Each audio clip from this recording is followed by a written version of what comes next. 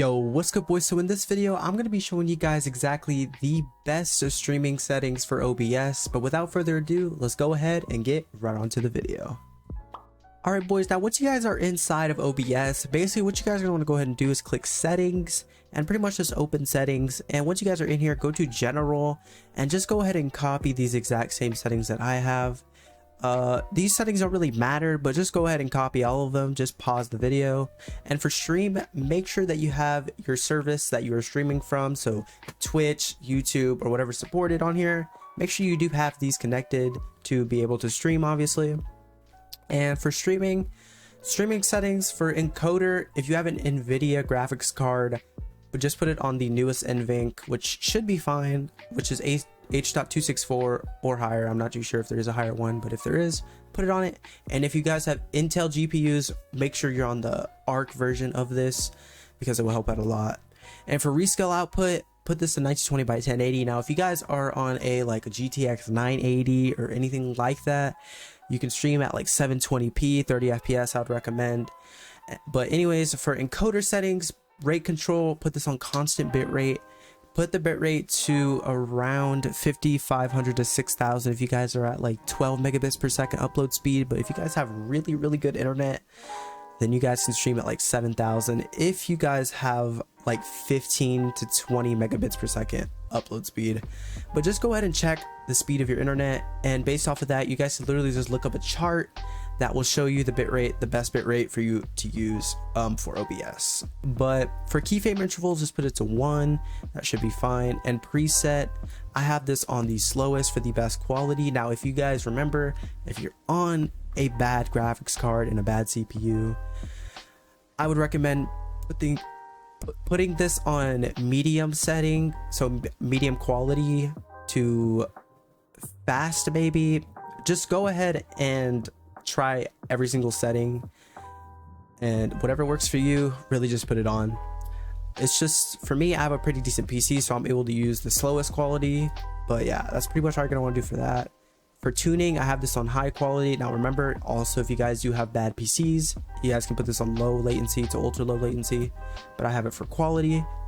Multipass mode, so basically this is just like gonna like pass it through again to make the picture better for full resolution. And I have this on 2 passes. Now you guys have this on single pass or 2 pass. Now yet again, this is something that you're gonna have to mess around with based on your PC. Now if you have any issues, tune this stuff down. That's basically all you're gonna have to do for that. Profile, I have this on high. Now you guys can have this on main, baseline, obviously same thing. And look ahead and cycle visual tuning, I have this off because this tends to use a lot of your GPU. Now you can have this on if you guys have really bad internet, but remember, this is going to use a lot of your GPU, so I just have this off for now. And that is really, I believe, pretty much it. But another thing is also actually is for base canvas resolution, make sure at 1920 by 1080 and output scale resolution, that's 1920 by 1080. And if you guys want to stream at 720p, just remember, change this to 720p, okay? And make sure you're streaming at 60 fps. Now if you guys are on a bad PC yet again, you can change this to 30 fps or a little bit higher if you can. You know, 30 fps is a pretty good streaming fps to stream at. But yeah, that's pretty much all you're gonna want to do. Alright boys, now one thing that I did forget is make sure you guys come back to settings and go to advanced, and on general for process priority, make sure this is at normal, because if you put this below normal, there's a chance that your stream is going to lag because it's not prioritizing it. And the next thing you guys are going to want to do is make sure for video, the renderer is on DX11 and the color format is on NV12 and the color space is on REC 709 and the color range is on full 1000 nits and 300 nits. Basically, this is just going to give you guys better coloring, deep color output for your video, which is going to look great on streams, and it's what people like to see. So just make sure you guys have it on that. And for stream delay, I would have this on for 0 seconds, but I don't have stream delay, so I don't need this on. And also for retry delay, make sure you guys have this enabled and put it to the lowest amount possible, or no, not the lowest amount possible. Retry delay for 5 seconds, maximum retries for 25. Now you can really have this to whatever you want, but this is what I just have it on. And for network, now this is a very important one. Make sure you guys have dynamically changed bitrate to manage congestion.